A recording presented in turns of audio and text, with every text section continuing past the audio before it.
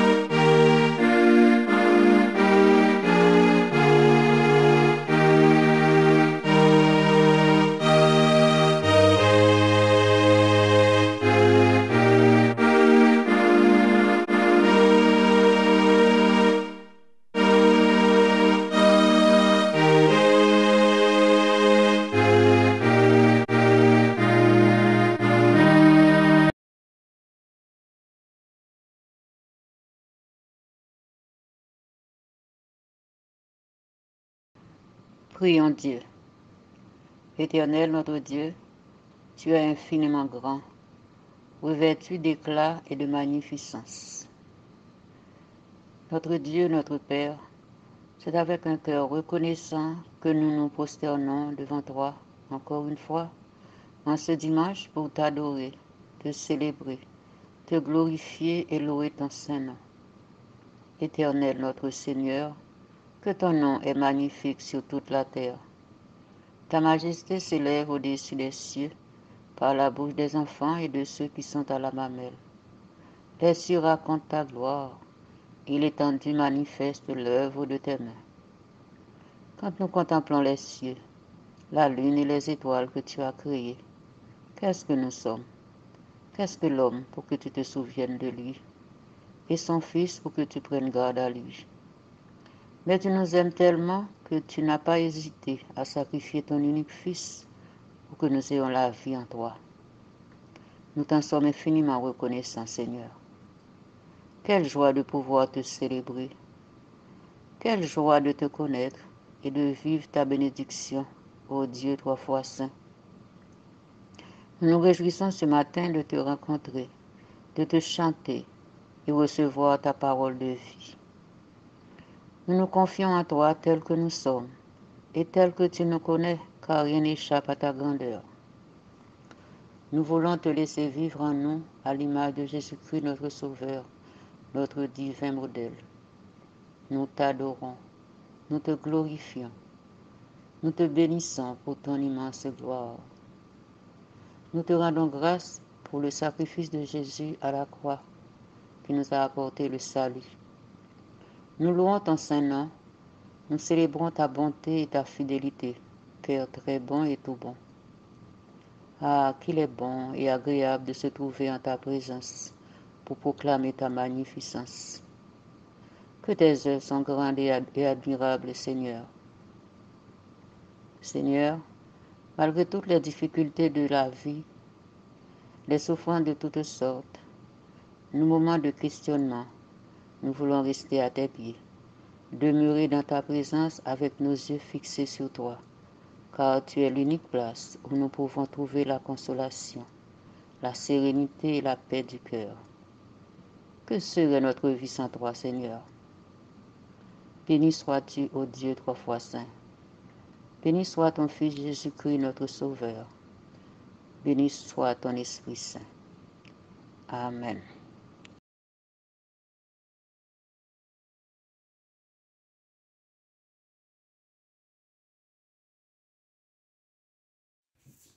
Lecture alternative du psaume 116. J'aime l'Éternel car il entend ma voix, mes supplications. Car il a penché son oreille vers moi, et je l'invoquerai toute ma vie. Les liens de la mort m'avaient environné, et les angoisses du séjour des morts m'avaient saisi.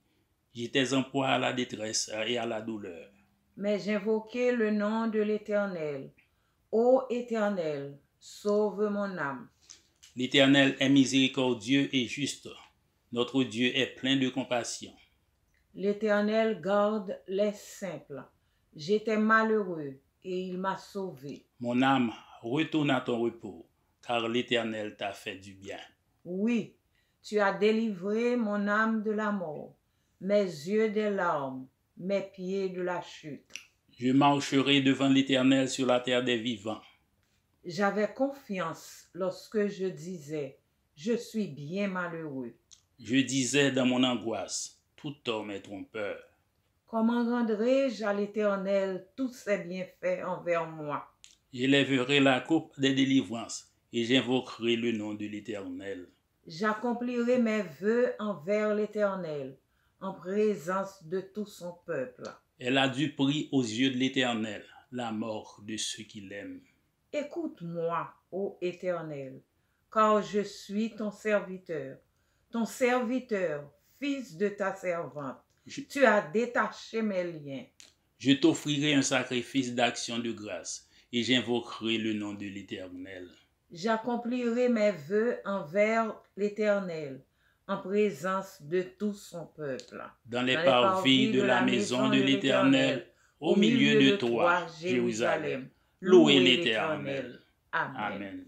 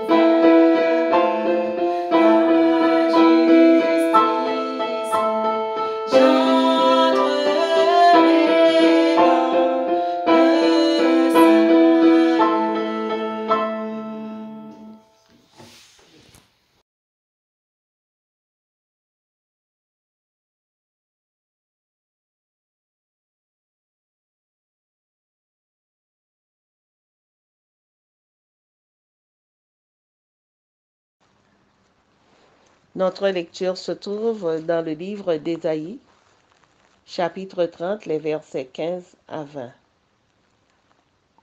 Ésaïe 30, versets 15 à 20. Car ainsi a parlé le Seigneur, l'Éternel, le Saint d'Israël. C'est dans la tranquillité et le repos que sera votre salut. C'est dans le calme et la confiance que sera votre force. Mais vous ne l'avez pas voulu. Vous avez dit, non, nous prendrons la course à cheval. C'est pourquoi vous fuirez à la course. Nous monterons des coursiers légers. C'est pourquoi ceux qui vous poursuivront seront légers. 1000 fuiront à la menace d'un seul. Et à la menace de 5, vous fuirez, jusqu'à ce que vous restiez comme un signal au sommet de la montagne, comme un étendard sur la colline. Cependant, l'Éternel désire vous faire grâce, et il se lèvera pour vous faire miséricorde. Car l'Éternel est un Dieu juste. Heureux tous ceux qui espèrent en lui. Oui, peuple de Sion, habitant de Jérusalem, tu ne pleureras plus. Il te fera grâce quand tu crieras. Dès qu'il aura entendu, il t'exaucera. Le Seigneur vous donnera du pain dans l'angoisse et de l'eau dans la détresse. Ceux qui t'instruisent ne se cacheront plus, mais tes yeux verront ceux qui t'instruisent. Parole du Seigneur. Amen. Nous trouvons notre lecture dans la seconde épître de Paul aux Corinthiens, au chapitre 1er. Nous lirons du verset 8 au verset 12. Nous ne voulons pas, en effet, vous laisser ignorer, frères, au sujet de la tribulation qui nous est survenue en Asie, que nous avons été excessivement accablés, au-delà de nos forces, de telle sorte que nous désespérions même de conserver la vie. Et nous regardions comme certains notre arrêt de mort, afin de ne pas placer notre confiance en nous-mêmes, mais de la placer en Dieu, qui ressuscite les morts. C'est lui qui nous a délivrés et qui nous délivrera d'une telle mort, lui de qui nous espérons qu'il nous délivrera encore, vous-même aussi, nous assistants de vos prières, afin que la grâce obtenue pour nous par plusieurs soit pour plusieurs une occasion de rendre grâce à notre sujet. Car ce qui fait notre gloire, c'est ce témoignage de notre conscience, que nous sommes conduits dans le monde, et surtout à votre égard, avec sainteté et pureté devant Dieu, non point avec une sagesse charnelle, mais avec la grâce de Dieu. Amen. Lecture de l'Évangile selon Matthieu, chapitre 11, versets 25 à 30. En ce temps-là, Jésus prit la parole et dit, « Je te loue, Père, Seigneur du ciel et de la terre, de ce que tu as caché ces choses aux sages et aux intelligents, de ce que tu as révélé aux enfants. Oui, Père, je te loue de ce que tu l'as voulu ainsi. Toutes choses m'ont été données par le Père, et personne ne connaît le Fils si ce n'est le Père, et personne non plus ne connaît le Père si ce n'est le Fils, et celui à qui le Fils veut le révéler. Venez à moi, vous tous qui êtes fatigués et chargés, je vous donnerai du repos. Prenez mon joug sur vous et recevez mes instructions, car je suis doux et humble du cœur, et vous trouverez du repos sur vos âmes. Car mon joug est doux et mon fardeau léger. Que Dieu daigne bénir cette portion de lecture pour l'édification de nos âmes.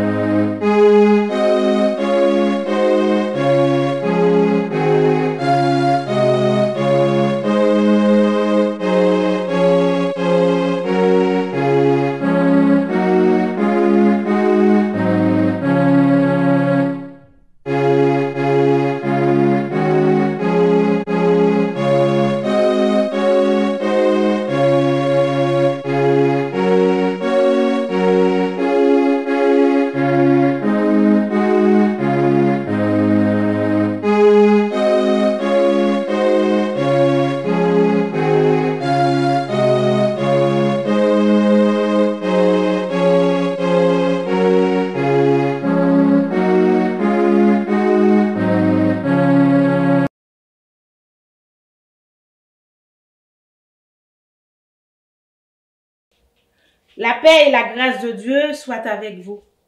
C'est toujours un grand privilège pour moi de partager la parole de Dieu avec vous aujourd'hui. Et j'en profite de cette grande occasion pour saluer les pères, tous les papas de la communauté de l'EMEM et leur dire bonne fête des pères.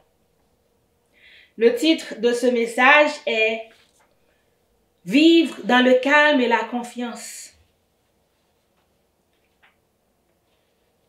Le verset d'or que nous retenons se trouve dans le livre du prophète Ésaïe, chapitre 30, verset 15. « Car ainsi a parlé le Seigneur, l'Éternel des armées, le Saint d'Israël.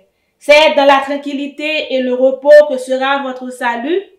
C'est dans le calme et la confiance que sera votre force. Mais vous ne l'avez pas voulu. Prions Dieu. Ouvre nos cœurs et nos pensées, Père, afin que nous puissions écouter et recevoir ta parole. Accorde-nous toute la sagesse qui vient d'en haut, afin que nous l'appliquions dans nos cœurs par l'inspiration de ton esprit. Au nom de Jésus. Amen. Vivre dans le calme et la confiance. Ce passage du prophète Ésaïe est très prisé et fort souvent utilisé hors contexte. Cependant, il est toujours important de comprendre, premièrement, le contexte dans lequel il a été dit, selon l'histoire, et deuxièmement, l'appliquer à notre situation actuelle et quelles leçons à tirer à partir de cette sagesse. Et pour finir, à savoir quels sont les enseignements et l'instruction de Jésus pour nous à travers l'Évangile, concordant avec ce passage. Dieu a parlé à travers le prophète Ésaïe à l'époque où la division régnait chez le peuple juif. L'histoire nous disait qu'après la mort du roi Salomon, la nation se divisait en deux royaumes, avec Israël dans le nord et Juda dans le sud. En effet, la stabilité politique, la sécurité sociale, économique et spirituelle des gens s'était affaiblie. Juda était entouré d'ennemis. Face à la menace constante de l'Assyrie, une autre puissance plus forte qui voulait envahir le royaume de Juda, le peuple voulait se tourner vers l'Égypte. Une grande puissance à l'époque, à la recherche de sécurité. Les Judéens sont tentés de faire appel à l'Égypte pour repousser la force ennemie sans consulter Dieu. Ils oubliaient l'Éternel des armées, ils oubliaient l'alliance que Dieu avait faite avec leur père dans le passé. Le Dieu qui les avait déjà délivrés de l'esclavage égyptien. Maintenant, c'est vers ce même peuple qu'ils étaient en train d'aller chercher renfort.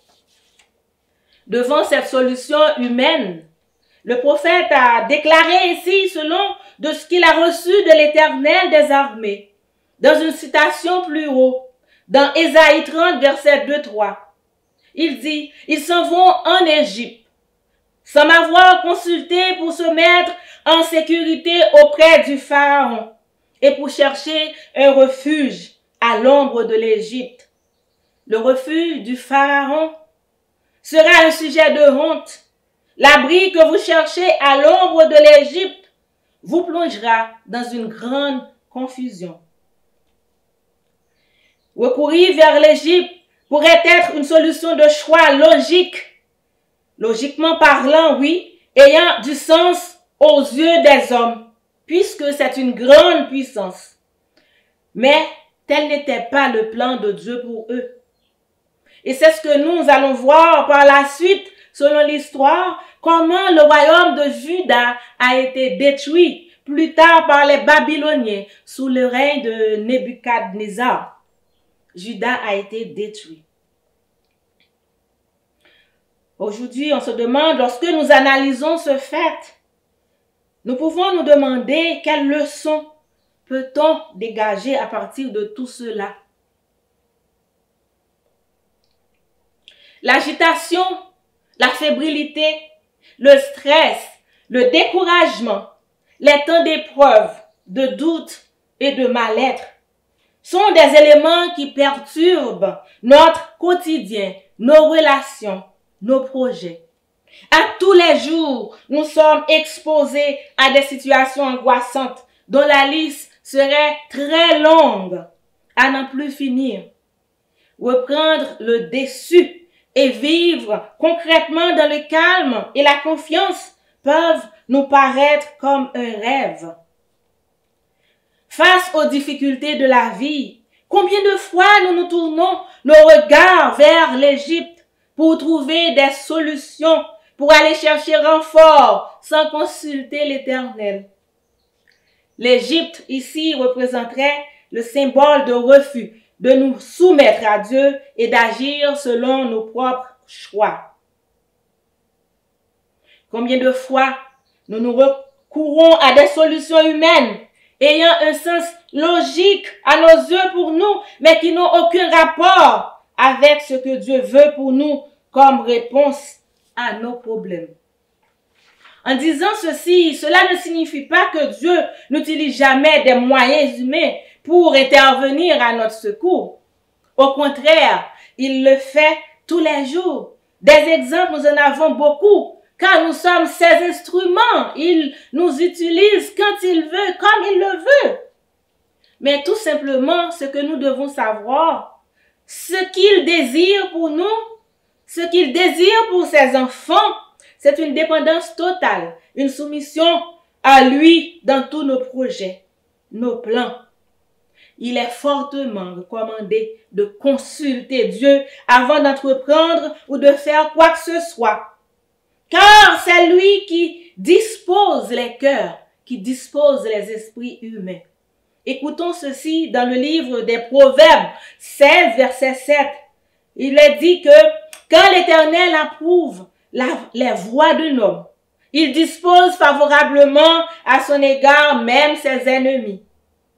Selon les différentes versions bibliques, comme Martin Bible, il dit que l'Éternel apaise envers cet homme ses ennemis.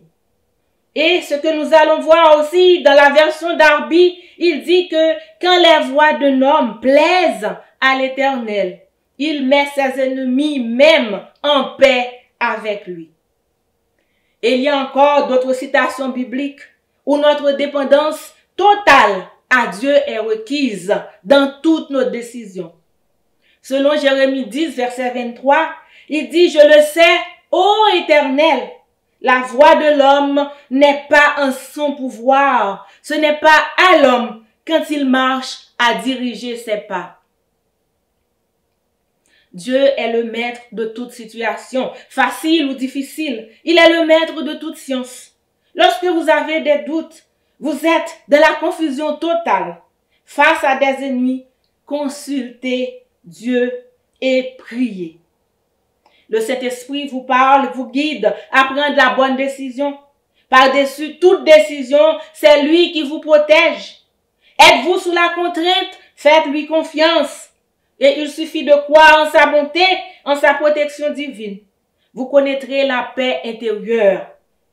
Que quelle que soit l'issue, Dieu prendra soin de vous.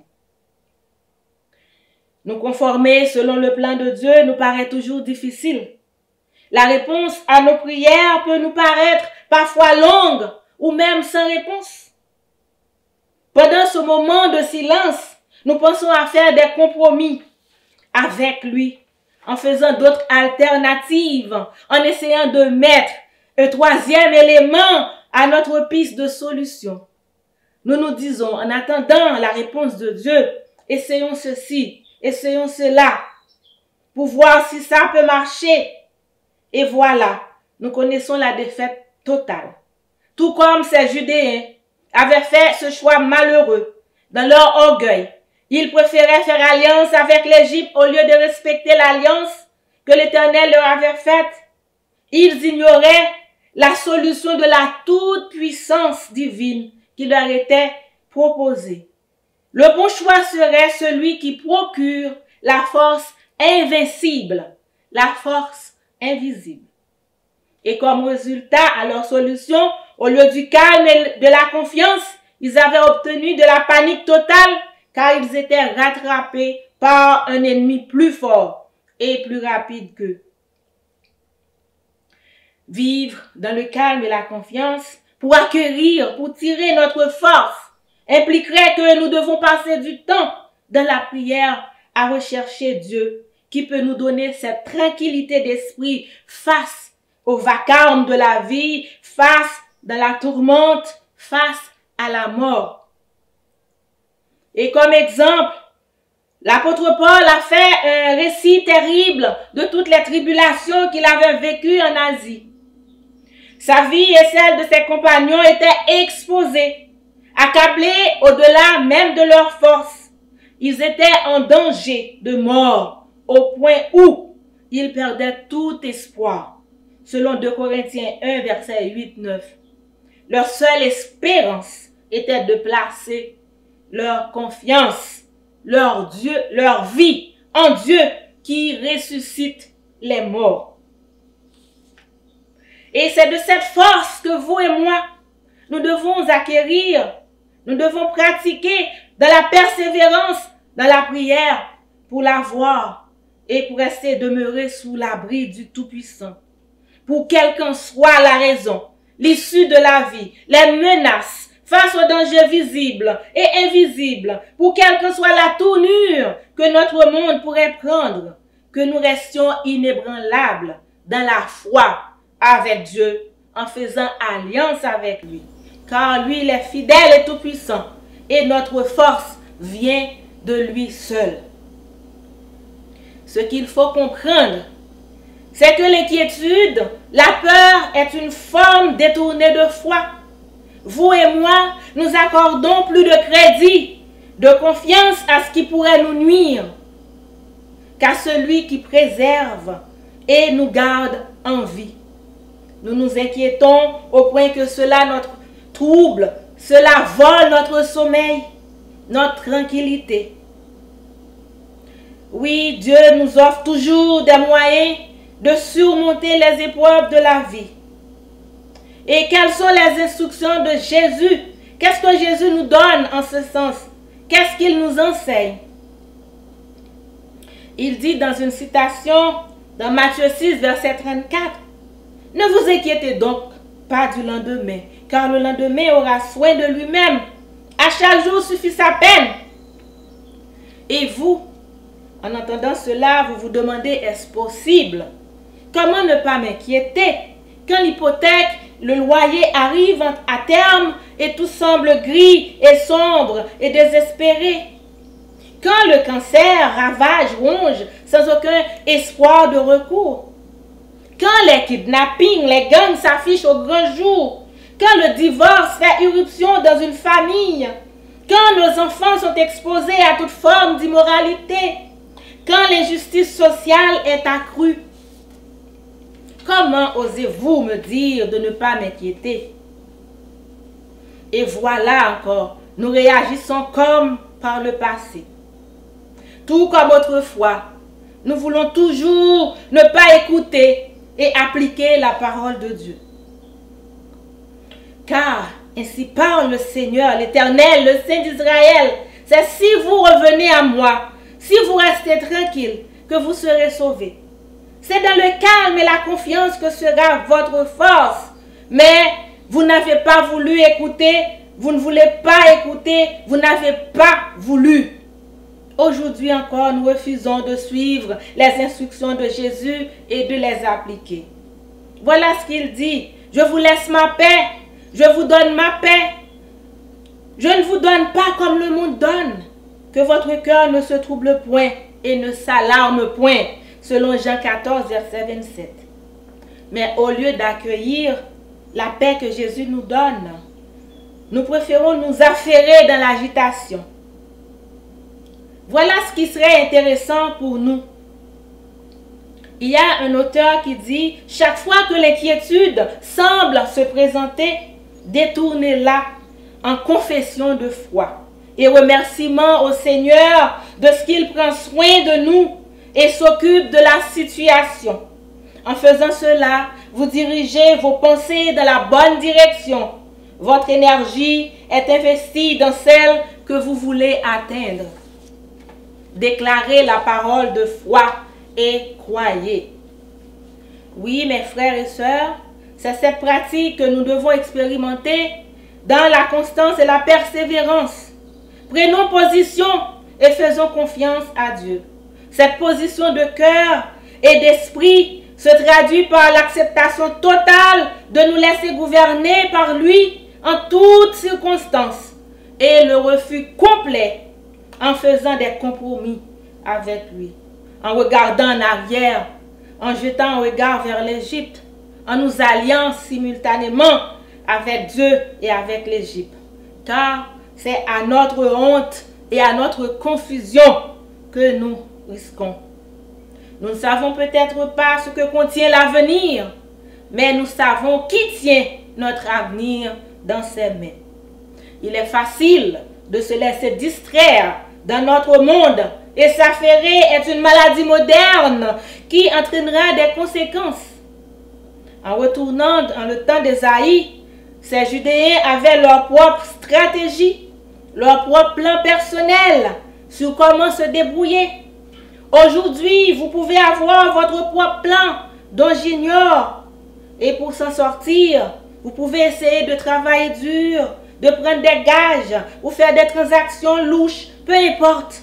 Plus vous faites la course, vous allez voir, plus vous deviendrez faible, peur, anxieux, plus vous deviendrez sec.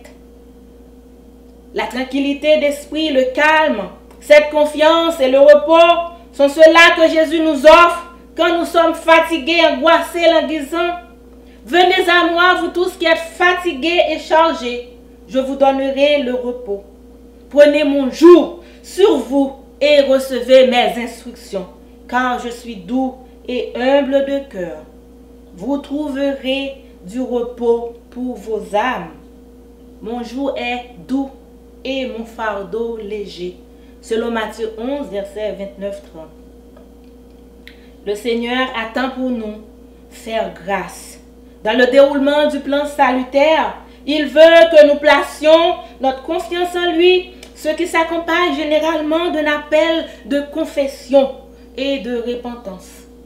C'est ce que nous lisons dans le psaume 116, comment le psalmiste a témoigné sa reconnaissance envers l'Éternel qui a entendu sa voix, ses supplications et comment Dieu a penché son oreille vers lui quand les angoisses du sépulcre l'avaient saisi et quand ils étaient en proie à la détresse et à la douleur.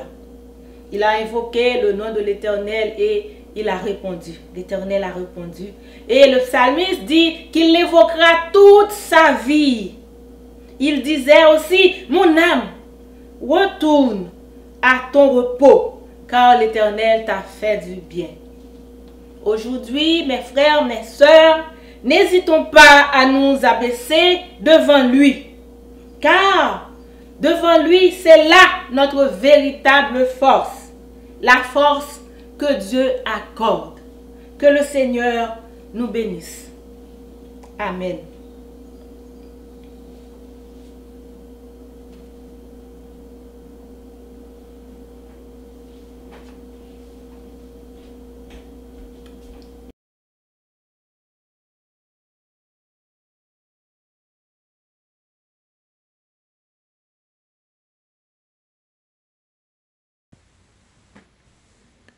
Prions Dieu.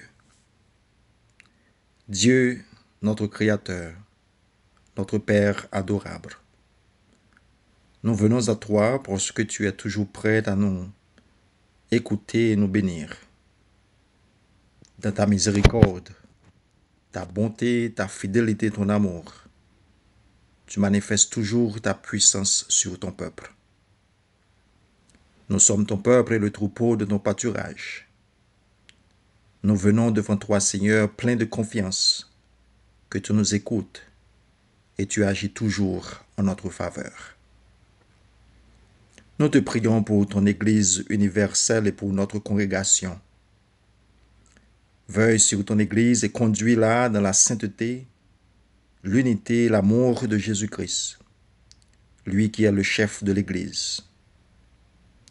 Que ton Église, à travers toutes ses congrégations, soit une source de vie, de joie et d'espérance pour tous tes enfants.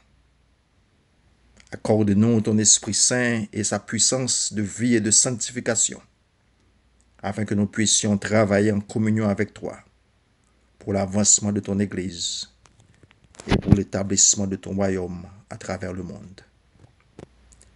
Dieu éternel et souverain, nous t'approchons au nom de toutes les nations du monde, mais d'une façon spéciale au nom du Canada, notre pays de résidence, et Haïti, notre pays natal. Anéantis toutes les forces destructives qui empêchent ton peuple de vivre dans la paix, le calme et la confiance. Libère notre cher Haïti de toute chance, de toute chaîne de méchanceté, d'injustice et d'idolâtrie. Nous te prions, Seigneur Dieu, pour la justice dans toutes les nations, les affaires des nations du monde, pour la dignité humaine, pour la paix et la prospérité.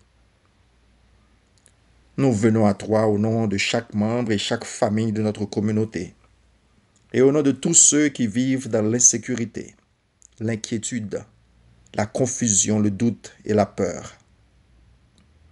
Aide-nous, Seigneur, à connaître la confiance, sachant que toi, notre Dieu, notre refuge et notre bouclier, tu es toujours avec nous. Ta parole nous rassure que notre force est dans le calme et la confiance que nous plaçons en toi. Nous te prions au nom de chaque membre et chaque famille de notre congrégation et tous ceux qui sont paniqués et accablés par leurs problèmes, par des problèmes personnels et familiaux, et tous ceux qui se passent autour de nous. Pour ceux qui sont impatients et indifférents à cause des problèmes de la vie, face à tous nos manquements, fait que nous puissions accéder à la véritable force, celle que nous trouvons seulement en toi, toi qui es notre source de sérénité, de calme et de confiance. Nous te prions, Dieu Tout-Puissant, pour chaque membre et chaque famille de notre congrégation, et pour tous ceux qui sont anxieux à cause de leur situation financière, relationnelle et autres. Anxieux pour la façon que le passé est en train d'affecter le présent et l'avenir. Nous demandons, Seigneur, de prendre le contrôle de la vie de chaque de nous et de nos frères et sœurs. Enseigne-nous à décharger sur toi tous nos fardeaux, nos douleurs et nos soucis, et de placer notre confiance en toi, parce que toi seul, Dieu créateur et Père, peut nous soulager de nos fardeaux. Aide-nous, Seigneur, à te suivre, parce qu'en te suivant, tu nous offres la paix. Tu nous offres une nouvelle joie de vivre. Tu nous offres ta main puissante. Et tu nous tiens à ta droite triomphante. Nous te prions de bénir notre communauté, nos familles, nos petits-enfants et nos jeunes, nos amis, nos collègues d'études ou de travail. Soutiens les plus faibles parmi nous. Guéris les malades. Sauve les cœurs affligés par le péché et conduis-nous chaque jour sur le chemin, la vérité et la vie. Sois avec nous, Seigneur, tout au cours de cette semaine et que ton nom soit à jamais béni. Nous te prions, ô Dieu, notre Père, par ton Fils Jésus-Christ, notre Sauveur et Seigneur, auquel, comme à toi et au Saint-Esprit, soit louange et gloire dans les siècles des siècles. Amen. Notre Père qui es aux cieux, que ton nom soit sanctifié, que ton règne vienne, que ta volonté soit faite sur la terre comme au ciel. Donne-nous aujourd'hui notre pain quotidien et pardonne nos offenses comme nous pardonnons aussi à ceux qui nous ont offensés. Ne nous conduis pas à la tentation, mais Seigneur, délivre-nous du mal, car c'est à toi qu'appartiennent le règne, la puissance et la gloire, au siècle des siècles. Amen.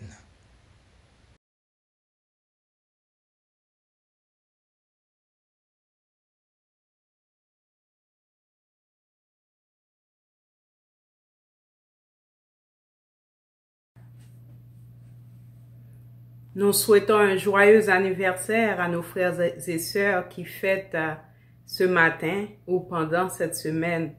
Que Dieu vous renouvelle sa grâce et ses bontés et qu'il vous donne sa paix, de la santé et de la richesse à profusion et surtout de la sagesse aussi. Bonne fête! Voici les différentes annonces. Dimanche matin à 10h45, le culte est publié sur les plateformes WhatsApp, Facebook et YouTube. Tous les matins à 6h, dévotion matinale sur WhatsApp et un peu plus tard sur Facebook. Tous les mardis soirs à 7h, moment de prière et de méditation sur Zoom. Le code et le mot de passe sont publiés sur la plateforme WhatsApp de la communauté. Tous les vendredis soirs à 7h, études bibliques avec le pasteur Éric Kernizan sur Zoom. L'identifiant et le code sont publiés le vendredi matin sur WhatsApp. Tous les 2 samedis, à partir de 6h du soir, il y a formation pour les prédicateurs et aspirants prédicateurs sur Zoom avec le révérend Gesner Paul. L'identifiant et le code sont affichés sur la plateforme prédicateur EMEM. À l'écoute de Dieu, un livre à la fois est un beau recueil de dévotions et de sujets de prière préparés par la Ligue des femmes. Il se vend à 20 $ en ligne sur le site de l'édition Aurore. Cependant, vous pouvez toujours contacter les sœurs Marilyn et Ludmilla pour d'autres informations. Nous vous encourageons tous à utiliser le courriel de l'Église pour envoyer vos dîmes et offrandes par virement Interact à l'adresse emem20207@yahoo.com. C'est le courriel de l'Église emem20207@yahoo.com. Nous disons un grand merci à tous nos membres qui le font régulièrement. Un merci spécial à ceux-là qui, malgré les frais, continuent à utiliser PayPal. Que Dieu vous multiplie ses grâces et ses bénédictions. C'était là toutes les annonces. Nous vous souhaitons une très bonne semaine sous la protection du Très-Haut. Amen.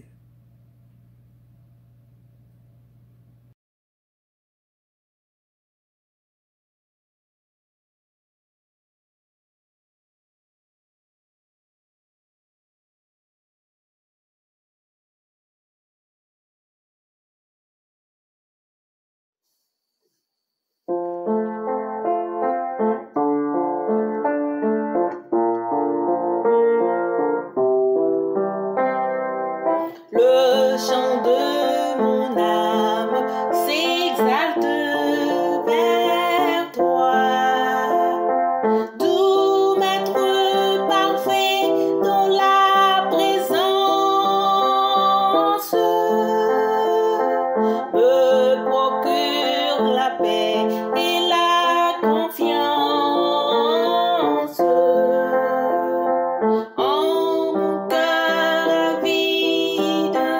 Et plein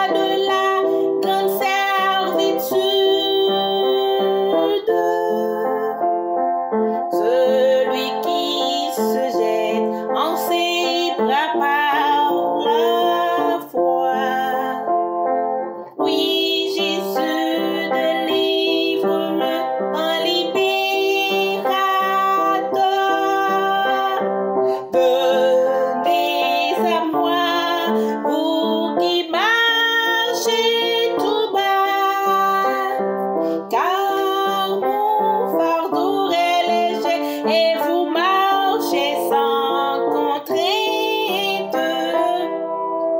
Hosanna, glorieux roi, que ton règne dure éternellement dans les cieux et sur la terre.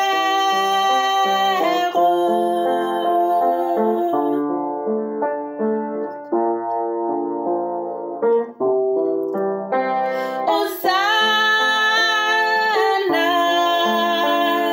glorieux roi, que ton règne dure éternellement dans les cieux et sur la terre.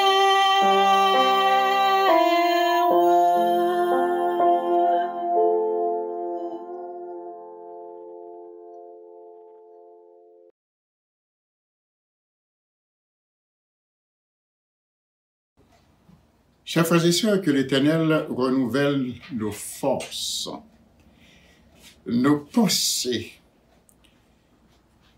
et que, chemin faisant, nous pouvons toujours donner gloire à son nom pour tous ses bienfaits envers nous. La bénédiction. Que l'Éternel nous bénisse, que l'Éternel nous garde, que l'Éternel nous dirige. Maintenant que la grâce de notre Seigneur et Sauveur Jésus-Christ, l'amour du Dieu le Père et la communion de l'Esprit Saint soit et demeure dans le cœur de chacun de nous, dès maintenant et à jamais. Amen.